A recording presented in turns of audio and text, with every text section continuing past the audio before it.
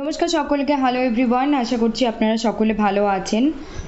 আজকে আমরা শুরু করতে যাচ্ছি দলিত লিটারেচারের যে পরবর্তী রাইটার আছেন এবং ওনাদের most important works with chronology আমরা শুরু করতে যাচ্ছি এখন। তো এর আগের দিন আমি যখন বলেছিলাম, যখন উর্মিলা পাওয়ারের লেখার কথা বলেছিলাম, আমি আরও একবার দেখিয়ে দিচ্ছি বিষয়টা। উর্মিলা পাওয়ার 1945 এইভাবে যে বিষয়টা দেওয়া আছে, ইদার আমরা এই ওনার জন্মসাল বা শুরুর যে সময় সেটা পেয়েছি, কিন্তু ওনার হয়তো জীবিত এনার কথা বলছি না, যে যে এখানে লিস্টগুলো আছে সেখানে যেটা এইরকম একটা সাল দেওয়া আছে আর তারপর একটু ড্যাশ, ছোট একটা ড্যাশ দেওয়া আছে, তার মানে বুঝে নিতে হবে যে হয় এনারা এখনও জীবিত আছেন, আর নয় এনাদের সাল আমি গুগল সার্চ করেছি, পাইনি যে টাইম পিরিয়ডটা কত থেকে কত। এই দুটোর মধ্যে আর একটা বিষয় হচ্ছে যে আমি আজকে এখানে অ্যাড করবো উর্মিলা পাওয়ারের লেখা খুব ইম্পর্টেন্ট। তো আমি গতদিন অ্যাড করতে ভুলে গিয়েছিলাম এইডেন, AIDAN, এইডেন, আর we can say the weave of my life, a Dalit women's memoirs 2003। কারণ হচ্ছে যে এইডেন উইদিন ব্র্যাকেটে আমরা যদি সার্চ করে দেখি গুগলে, সেখানে উইদিন ব্র্যাকেটে এই ওয়ার্কসটার নাম লেখা আছে। তো আমরা তা জানি একটা করে কাজের অনেক সময় দুটো করে নাম বা মোর দেন টু আমরা মাল্টিপল নেম আমরা দেখতে পাই। তো সেই জন্যই এটা এখানে ইন্ট্রোডিউস করার ছিল। এখন আমরা চলে যাচ্ছি আজকের বিষয়ে। গতকাল আমরা শরণ কুমার লিম্বেল পর্যন্ত আলোচনা করেছিলাম, ওনারও আমরা যে সময়কাল পেয়েছি সেটাও এখানে দেখিয়ে দিই। সেটা হচ্ছে উর্মিলা পাওয়ার, তারপর আমরা শরণ কুমার লিম্বেলকে পেয়েছি 1956। তো ইদার উনি জীবিত আছেন আর ওনার সালটা আমরা খুঁজে পাইনি গুগলে। তো যতটা ইনফরমেশন পাওয়া গেছে এবং এক্সাম পয়েন্ট অফ ভিউ থেকে এনাফ, আমরা ততটাই এখানে নিয়ে এসেছি। আজকে আমরা আলোচনা করব নেক্সট 6 নাম্বার থেকে শুরু করব। তো বিষয় হচ্ছে যে অবশ্যই আবারও আমাকে বলতে হচ্ছে, মনে করিয়ে দিতে হচ্ছে যে এই ধরনের ভিডিওস পেতে, ইনফরমেশন আপডেটস সম্পর্কে জানতে কি করতে হবে, like, comment, share and subscribe করতে হবে আর জুড়ে থাকতে হবে এই চ্যানেলের সঙ্গে, এসপি লিটারেচার। তো শুরু করা যাক। আমরা আজকে শুরু করছি নামদেও ধসল। এনার সময়কাল আমরা পাচ্ছি 1949 to 2014। ওনার ওয়ার্কস লিস্ট দেখতে পাচ্ছি Golpita 1972 and the other one is Namdeo Dharshal, Poet of the Underworld 2007। একটা বিশেষ বিজ্ঞপ্তি আমরা এখানে কি পাচ্ছি, একটা note. Dharshal's poetry addresses the brutal realities of life in the slums and the oppression faced by Dalits. মানে আমরা এখানে ওনার যে পোয়েট্রি পাই, সেই পোয়েট্রিগুলো কী বিষয়কে অ্যাড্রেস করছে, ব্রুটাল রিয়ালিটিস অফ লাইফ, আর কি ইন দ্য স্লামের মধ্যে যে আমরা ব্রুটাল রিয়ালিটি পাচ্ছি জীবনের, আর কি পাচ্ছি দ্য অপারেশন ফেসড বাই দলিতস, যে ধরনের অপারেশন, যে ধরনের ওনারা কি বলবো, ওনাদেরকে চাপিয়ে রাখার চেষ্টা, এই যে পরিস্থিতিগুলো ওনারা ফেস করেছেন দলিতরা, সেই বিষয় নিয়ে ওনার পোয়েট্রি আমরা পাচ্ছি। নেক্সট আমরা পাচ্ছি দয়া পাওয়ার 1935 to 1996। তো ওনার ওয়ার্কস বালুটা খুব ইম্পর্টেন্ট, যেটার সাল 1978। এটাও খুব গুরুত্বপূর্ণ মনে রাখা। এখানে আমরা একটাই ওয়ার্ক পাচ্ছি। নেক্সট আমরা পাচ্ছি নোট কি পাচ্ছি, this autobiographical novel capture the struggles and resilience of Dalits. এই অটোবায়োগ্রাফিক্যাল নভেলটা কি, আসতেই পারে যে বালুটা একটা কি বায়োগ্রাফি, অটোবায়োগ্রাফি, আর আরও অন্যান্য জনরা দিয়ে বললো যেটা কী ধরনের লেখা। তো সেক্ষেত্রে আমাদের বলতে হবে autobiographical novel, Baluta is an autobiographical novel. তারপরে কি বলতে হবে, যেটা নিয়ে কী কথা বলছে, novel capture the struggles and resilience of Dalits. দলিতদের যে স্ট্রাগল এবং রেজিলেন্স সেটা নিয়ে কথা বলছে এই অটোবায়োগ্রাফিক্যাল নভেলটি। তারপর কি হচ্ছে, providing a poignant narrative of Pawar's experiences, পাওয়ারের যে এক্সপিরিয়েন্স, অভিজ্ঞতা, সেগুলো এখানে আমাদেরকে প্রোভাইড করছে। নেক্সট আমরা পাচ্ছি কি বাবুরাও বাগুল 1932 to 2008। তো এখানে আমরা কি পাচ্ছি, প্রথম ওয়ার্ক जेवा में जोत चोरली होती, जेवा में जोत चोरली होती 1963। তারপর আমরা পাচ্ছি মরণ স্বস্তা होत आहे 1969। এনাদের এনার কথা বলছি না বাবুরাও বাগুল, কিন্তু এই যে দলিত রাইটারদের আমরা মারাঠি ল্যাঙ্গুয়েজে ওনারা লেখেন বা অন্যান্য আদার্স, আমরা হিন্দিতেও এর আগে নাম পেয়েছি, তো এই জন্য নামগুলো ডিফারেন্ট ওনারা নিজেদের যে ভাষা সেই ভাষাতেই লিখেছেন। তো এই যে বইগুলোর নাম, এই যে ওনাদের লেখা অটোবায়োগ্রাফিক্যাল ওয়ার্কসের নাম আমরা পাচ্ছি, তো সেগুলো একটু মনে রাখতে অসুবিধা হতে পারে, কিন্তু একটু যখন আমরা হাটকে নাম পাই বা বলতে পারি যে গতানুগতিক নামের থেকে আলাদা হয়, তখন কিন্তু যতটাই ডিফিকাল্ট মনে রাখা আবার ততটাই ইজি। কারণ অন্যান্য লেখাগুলো আমরা জানি যে ইংলিশে কীরকম লেখা হয়, কী ধরনের পাই, সেটা আমরা অনেকগুলো লেখা মনে রাখতে অসুবিধা হয়, কিন্তু যখন একটা এই ধরনের হাটকে লেখা পাই সেক্ষেত্রে আবার আমাদের তো মাল্টিপল চয়েস কোয়েশ্চেন্স থাকছে UGC NET SET and GATE এক্সামে, এবং আদার্স কম্পিটিটিভ এক্সামের ক্ষেত্রেও অনেক সময় আমরা মাল্টিপল এমসিকিউস টাইপের কোয়েশ্চেন দেখতে পাই। তো সেক্ষেত্রে আইডেন্টিফাই করা কিন্তু এক দুবার পড়ে রাখলে আমার মনে হয় না খুব একটা বেশি ডিফিকাল্ট হবে এই ধরনের নাম। তো নেক্সট আমরা একটা নোট এখানে পড়ে নিচ্ছি, সেটা হচ্ছে Bagul's works critically reflect on social injustices and economic exploitation. ওনার লেখা ওয়ার্কগুলো ক্রিটিক্যালি কী রিফ্লেক্ট করছে, কী তুলে ধরছে আমাদের সামনে প্রতিচ্ছবি, সমাজের ইনজাস্টিস, অন্যায় অবিচার এবং কি ইকোনমিক এক্সপ্লয়টেশন, আর্থিক যে এক্সপ্লয়টেশন হচ্ছে সেটা, আর কি হচ্ছে ফেসড বাই দলিত, যেগুলো আর কি দলিতরা ফেস করছেন, যেগুলো দলিতরা সম্মুখীন হয়েছেন, এগুলো এই বিষয়গুলো নিয়ে কথা বলছে। নেক্সট আমরা পাচ্ছি রবীন্দ্র কালিয়া 1939 to 2016। ওয়ার্কস লিস্ট কি পাচ্ছি আমরা, ধর্মশালা 1985 একটা ওয়ার্ক পাচ্ছি আমরা এখানে।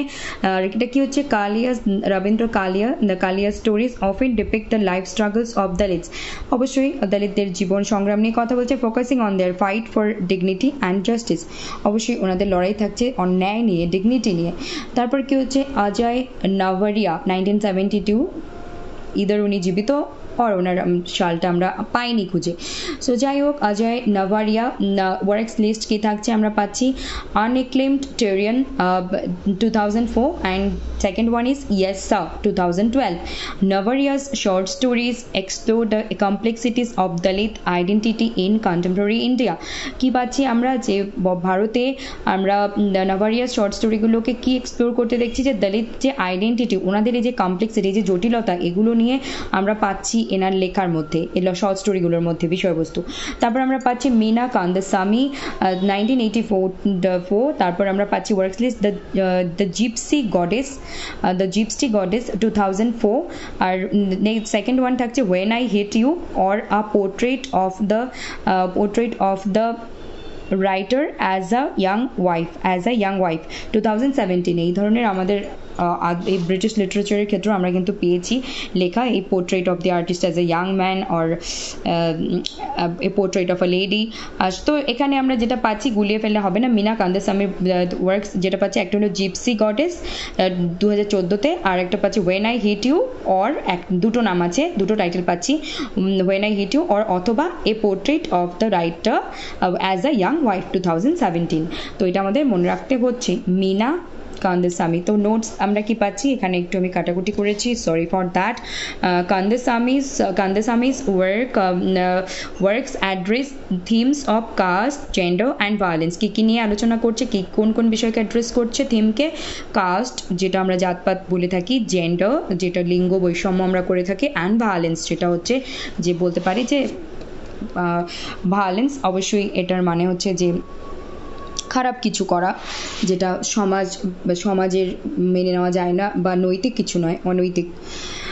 তারপরে আমরা পাচ্ছি 12 নাম্বার পাচ্ছি Kausalya Vaisantry 1937 to 2010। Works list কি পাচ্ছি, দোহরা অভিশাপ, সরি, ওই তো একটু বানানগুলো তাই বলতে আমারও একটু প্রবলেম হচ্ছে, ত্রুটি মার্জনা করবেন। কৌশল্যা ভেজেন্ট্রি 1937 to 2010, দোহরা অভিশাপ 1999। আর কি পাচ্ছি, এটার বিশেষ একটা আমরা কি বিষয়ে জানতে পাচ্ছি, this autobiography highlights the dual operation faced by Dalit. দু ধরনের অপারেশন আমরা দেখতে পাচ্ছি, হাইলাইট করছে এই অটোবায়োগ্রাফি। কি করছে, Dalit women from caste and patriarchal structures, caste জাতপাতের দিক থেকে এবং প্যাট্রিয়ার্কাল স্ট্রাকচার্স মানে এই যে পুরুষতান্ত্রিক সমাজের যে একটা ফ্রেমওয়ার্ক, একটা স্ট্রাকচার, সেই দিক থেকেও আমরা দেখতে পাচ্ছি। তাহলে আমরা নেক্সট পাচ্ছি গটহামন, রাজ গটহামন। ওয়ার্কস লিস্ট কি থাকছে? Dalit literature and culture 2001। আর নেক্সট কাজ কি আমরা পাচ্ছি? The politics of Dalit identity 2007। তো কি আছে এখানে? আমরা রাজ গোথামানস, সরি যে আমার লেখাটাতে এই যে রাজ গোথামান একসাথে আছে, একটু আলাদা হয়ে গেছে, তো এটা ঠিক করে নেবেন। এখানে আমি আবার ঠিকভাবে লিখেছি, তো এটা ঠিক। কি আছে? Gautaman's essays and critics often offer in-depth analysis of Dalit literature, a role in shaping Dalit identity. এটা কি গথামানস যে এসেগুলো আছে এবং ওনার যে ক্রিটিক করা আছে সেটা কি অফার করছে আমাদের? ইনডেপথ অ্যানালিসিস অফ দলিত লিটারেচারের গভীর একটা অ্যানালিসিস, গভীর একটা মানে আমরা বলতে পারি যে একটা ভেতরের বিষয়বস্তু আমাদেরকে ডেপথের সঙ্গে বুঝতে সাহায্য করছে, অ্যানালিসিস দিচ্ছে, বর্ণনা দিচ্ছে। এর role in shaping Dalit identity, যেটা কি হচ্ছে দলিত আইডেন্টিটিকে শেপ দিচ্ছে, একটা রোল যে প্লে করছে সেটা আমরা এখানে পাচ্ছি এনার এসে ক্রিটিকের মাধ্যমে। তারপর আমরা পাচ্ছি নেক্সট কি? সুজাথা সুজাথা গিরলা 1963। ওয়ার্কস লিস্ট আমরা পাচ্ছি ants among elephants and untouchable. আর কি থাকছে পুরো টাইটেলটা? Untouchable family and the making of modern India 2017। তো ওনার একটাই ওয়ার্ক আমরা এখানে পাচ্ছি, and among elephants and untouchable family and the making of modern India 2017। তো এক্ষেত্রে আমরা নোট কি করে রাখছি? গিরলাস মেমোয়ার প্রোভাইডস, এটা একটা memoir, provides as compelling narrative of a family's history. Narrative কি তার ফ্যামিলির ইতিহাস, illustrating the persistent impact of caste discrimination নিয়েও কিন্তু আমরা প্রভাব এখানে পাচ্ছি। তাহলে আজকে এই অবধি থাকছে। নেক্সট অনেকগুলোই আমরা এখানে আলোচনা করলাম, আর আমি তাড়াতাড়ি বলতে যেহেতু আমার রেডি করাই ছিল আগে থেকেই, তো আমি এখানে বলে তাড়াতাড়ি 2-3 দিনের মধ্যে এটা কমপ্লিট করিয়ে দিলে নেক্সট আমি টিচিং অ্যাপটিটিউডের কিছু থিওরিজদের নাম বলবো যেগুলো এক্সাম পয়েন্ট অফ ভিউ থেকে খুব ইম্পর্টেন্ট, এবং তার সাথে সাথে আরও অনেক গুরুত্বপূর্ণ বিষয় নিয়ে আসছি। তো ভালো থাকবেন, সুস্থ থাকবেন, আর দেখতে থাকবেন এসপি লিটারেচার। এই ধরনের ভিডিও পেতে কী করতে হবে? Like, comment, share and subscribe করতে একদম ভুলবেন না। প্রচুর লাইক করুন, শেয়ার করুন, কমেন্ট করুন, সাবস্ক্রাইব করুন। অবশ্যই কমেন্ট করে জানান আপনাদের ভালো মন্দ মতামত, এবং লাইক, কমেন্ট করুন, শেয়ার করুন, সাবস্ক্রাইব করুন। অবশ্যই ভালো থাকুন।